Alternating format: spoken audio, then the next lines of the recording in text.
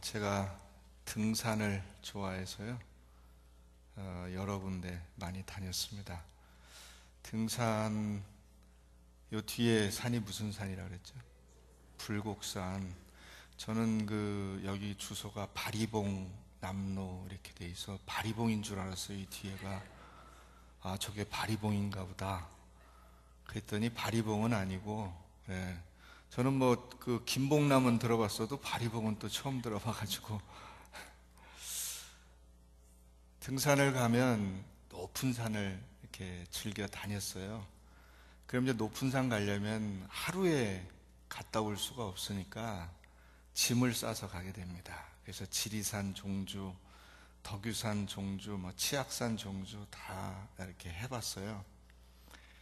짐을 싸려면 60리터 배낭에 쌀, 김치, 반찬 해 먹을 거, 버너, 코펠, 물 등등 해서 담아야 되고요.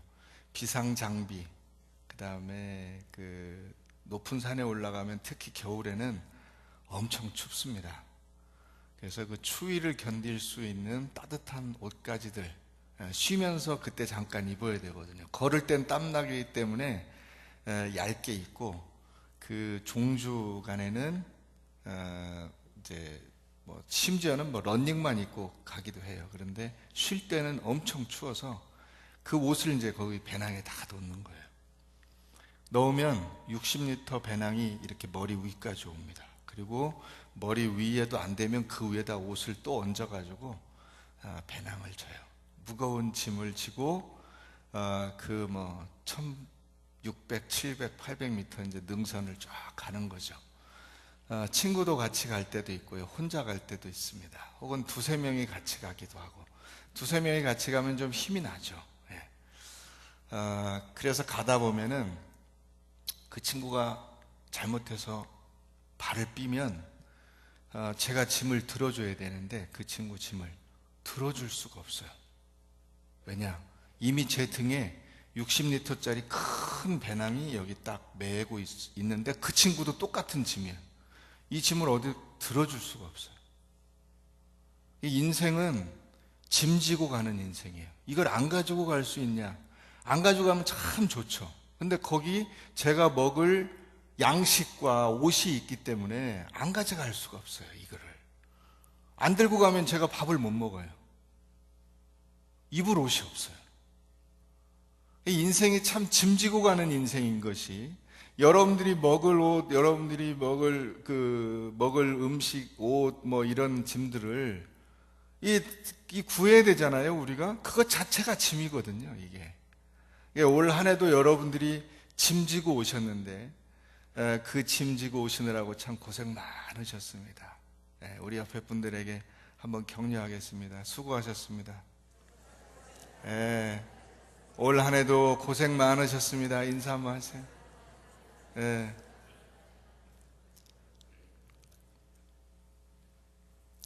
성경에 보면 다윗이라는 인물이 나와요. 이 다윗도 무거운 인생의 짐을 졌어요. 원래는 짐이 별로 없었을지도 몰라요. 그런데 다윗이 골리앗을 때려 눕히면서부터 인생에 짐이 생겼어요. 자기는 그 골리앗 때려 눕힌 것밖에 없는데 사울의 미움을 받아서 공공의 적이 돼버렸어요. 정말 몇 번 죽을 고비를 넘겼죠. 몇 번 죽을 고비를 넘길 만큼 고통스러운 인생의 짐을 지고 가는 거예요. 잘못한 거 하나도 없는데. 인간관계의 짐이죠. 그것뿐입니까? 왕 되면 좀 괜찮을 줄 알았어요. 그때 왕 되니까 온갖 사방에서 공격이 들어오는데 감당할 수가 없어요. 심지어는 자기 아들조차도 자기를 배반하고 반란을 일으켜서 죽이려고 달려드는 거예요. 죽을 뻔했잖아요. 아들한테. 겨우겨우 모면한 거 아닙니까? 전쟁은 또 얼마나 많이 치렀습니까? 다윗의 때에 가나안 족속을 다 멸하고 평화가 임했습니다. 여러분 생각해 보세요. 요즘에 이스라엘 생각해 보시면 됩니다. 이스라엘이 팔레스타인하고 전쟁하는데 만약에 이스라엘을 그냥 다윗이라고 우리가 그냥 가정을 하자고, 가정. 그렇다는 건 아닙니다. 가정을 하면 좋은 편 나쁜 편 이런 거 생각지 말고, 여러분 그 가나안 땅에 있는 백성들을 그 정복하기가 얼마나 어려운지 이해가 되실 거예요. 1948년도에 그들이 거기 들어가서 국가를 선포한 이후에 아직까지 해결을 못하고 있습니다. 근데 다윗이 깨끗이 해결했어요. 그러니까 얼마나 많이 전쟁을 치른 거예요. 전쟁의 짐을, 무거운 짐을 지고 간 겁니다. 그것뿐입니까? 사람이 사람으로서 감당해야 될 기본적인 짐이 있잖아요. 죄짐 맡은 우리 구주, 우리가 죄짐을 지고 있는 거야. 다윗도 죄를 범했죠. 죄를 범했어요. 대표적인 범죄, 발세바와 불륜을 저질렀습니다. 그 짐은 자기 인생의 짐, 죄짐이야. 자기 마음속에서부터 이렇게 뿜어져 나온 죄의 그 본성이 나타난 거죠. 그 무거운 짐을 지고 가는 다윗과 같은 우리 인생이라 이거죠. 여러분들도 인생의 짐, 생존 경쟁의 짐, 죄의 짐, 인간관계의 짐 다 지고 살아가는 거예요. 근데 오늘 말씀이 참 은혜로운 것이 19절 말씀에 보면 어떻게 시작합니까? 날마다 우리 짐을 지시는 주. 따라해보세요. 날마다 우리 짐을 져주셨다. 이 등산 같은 인생길에서 내 짐 지고 내가 고생하고 누구도 내 짐을 대신 져줄 수가 없었는데 그 짐을 누가 져주셨어요? 하나님이 져주셨어요. 하나님께서 내 인생의 짐을 대신 져주셨습니다. 날마다 우리 짐을 져주시는 하나님. 하나님에 관한 이름이 그 성경에 보면 창세기 17장 1절에 전능하신 하나님이 나와요. 전능하신 하나님. 많이들 알고 계시는데 엘샤다이. 이게 전능하신 하나님이에요. 그런데 엘은 하나님을 의미하고 샤다이는 어디서 온 거냐면 가슴이라는 단어에서 왔어요. 샤다라고 하는 단어에서 나온 샤다이라는 그 호칭을 써서 엘샤다이라 그래. 가슴. 여러분 생각해 보세요. 여러분 여기 이제 뭐 할아버지 할머니 많이 계신데 여러분들도 다 어머니가 계셨죠. 어머니. 따뜻한 엄마 품 생각나세요? 그 품은 잊을 수가 없어요. 죽을 때까지 잊을 수가 없어. 그 따뜻한 엄마 품을 어떻게 잊겠어요? 어릴 때 여러분 우리가 누구에게 얻어맞고 들어오면 막 울면서 달려 들어오면 엄마가 안아줍니다. 왜 우리 아기 왜? 그 딱 안겨가지고 울고 나면 다 잊어버려. 엄마 품은 그런 마력이 있어요. 여러분 아이를 양육하고 그 공급해주고 따뜻함을 주고 사랑을 주는 이 엄마는 아이에게 전능한 신이야. 우리가 하나님을 기대하듯이 아이는 엄마를 통해서 하나님을 경험하는 것입니다. 전능하신 하나님. 여러분 갓난아기 생각해 보세요. 엥 하고 웁니다. 배고프다고 아이에게 엄마가 젖을 줍니다. 아프다고 옵니다. 아이를 잘 토닥여서 안 아프게 해주고 가서 치료해주고 편안하게 해주는 거예요. 춥습니다. 따뜻하게 감싸줘요. 덥습니다. 옷을 벗겨서 시원하게 해줘요. 전능한 신이죠. 여러분 그게 하나님이에요. 전능하신 하나님은 어떤 하나님이냐? 따뜻한 가슴을 안고 계신 하나님. 우리를 그 아픈 가운데서 안아주시는 하나님. 그 하나님의 품에 안겨서 그저 하나님 부르기만 해도 눈물이 주르르 흐르고 그 다음에는 모든 아픔과 고통을 잊어버리시게 하는 하나님. 그 하나님이 우리의 짐을 날마다 대신 져주시는 거예요. 얼마나 감사합니까?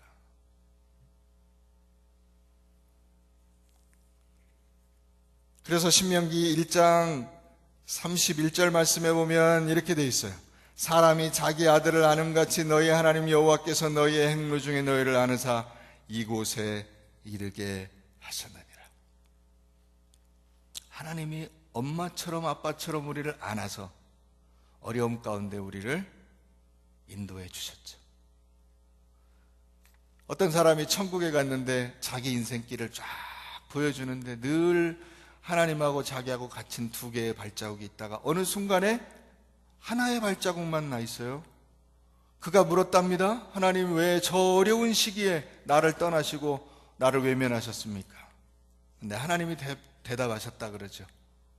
얘야, 그거는 네 발자국이 아니라 내가 너를 안고 그 어려운 고난을 건너게 해준 것이다.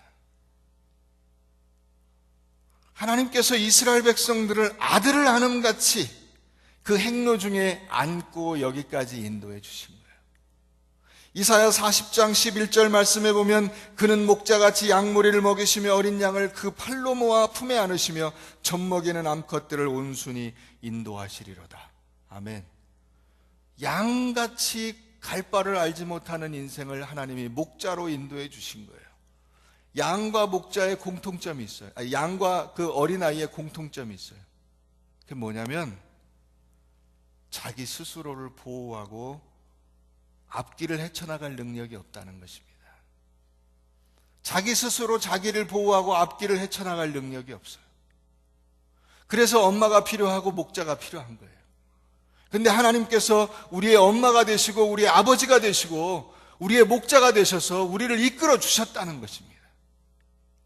그러면 인간은 누군가 이런 짐을 대신 지고 그 고난을 견디게 하기에는 너무 힘이 제한돼요.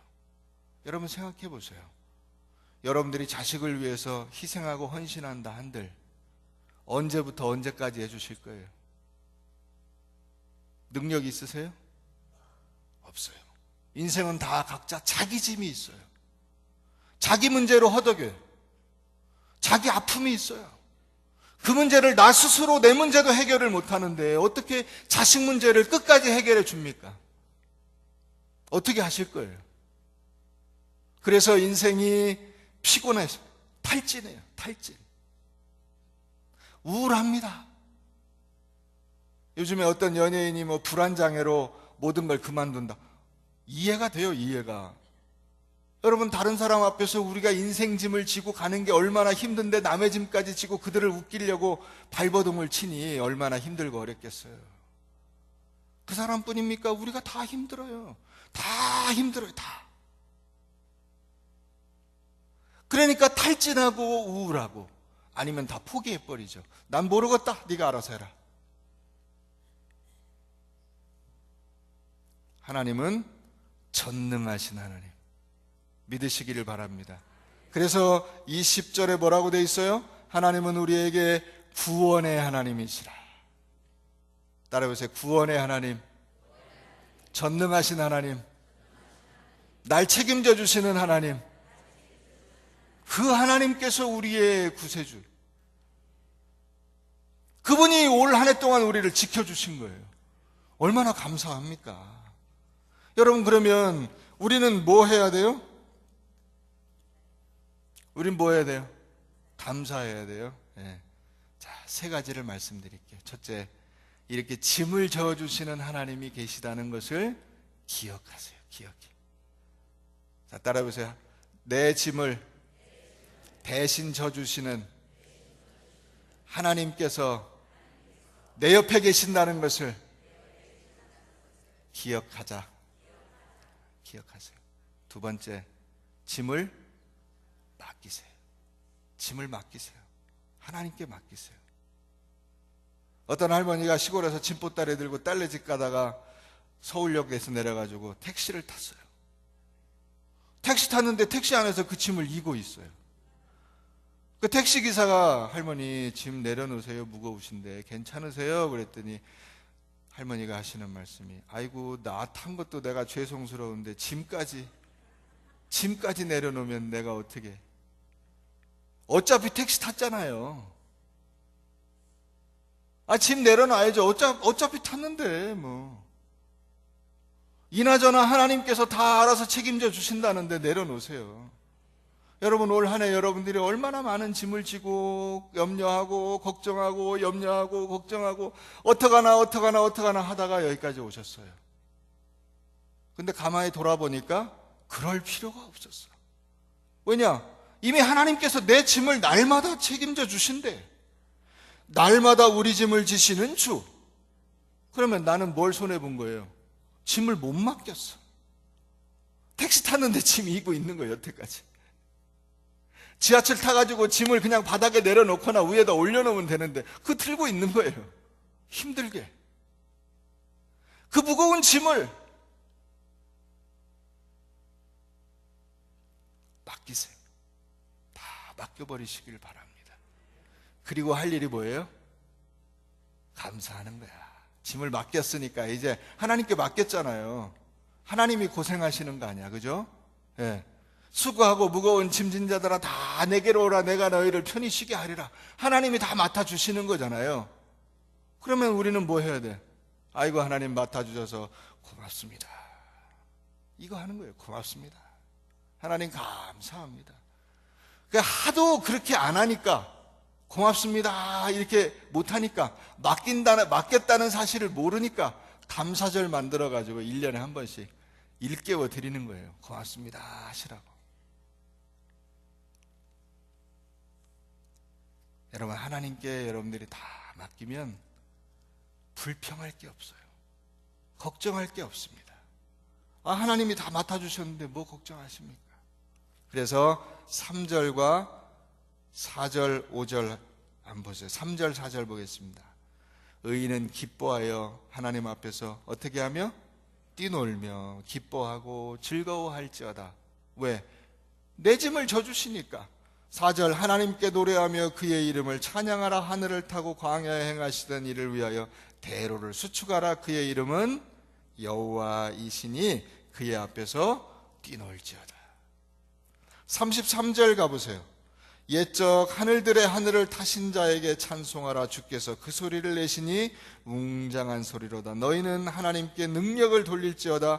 그의 위엄이 이스라엘 위에 있고 그의 능력이 구름 속에 있도다. 하나님이여 위엄을 성소에서 나타내시나이다. 이스라엘의 하나님은 그의 백성에게 힘과 능력을 주시나니 하나님을 어떻게? 찬송할지어다. 할렐루야. LA에 은혜 한인교회라는 교회가 있어요. 이 교회 강충원 장로님이라는 분이 감사진법이라는 책을 썼어요. 그 책에 7가지 감사를 제가 소개해드리고 오늘 말씀을 맺겠습니다. 첫 번째, 무조건 감사하라. 무조건. 두 번째, 소리내어 감사하라. 자, 한번 소리 내봅시다. 감사합니다. 세 번째, 꼬집어 구체적으로 감사하라.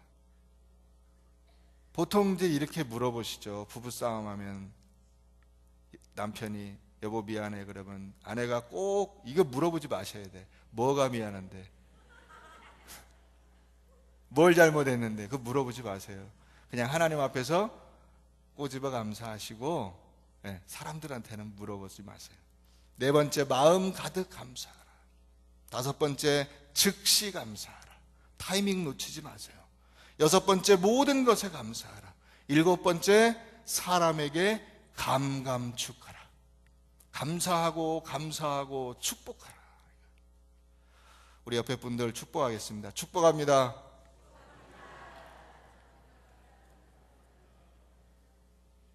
기도하겠습니다. 하나님 아버지, 날마다 우리 짐을 대신 져주시는 하나님, 우리의 구원의 하나님, 올 한 해도 우리 짐을 지시고 어렵고 힘든 가운데서 견디게 은혜 베풀어 주신 하나님, 감사하며 찬양합니다.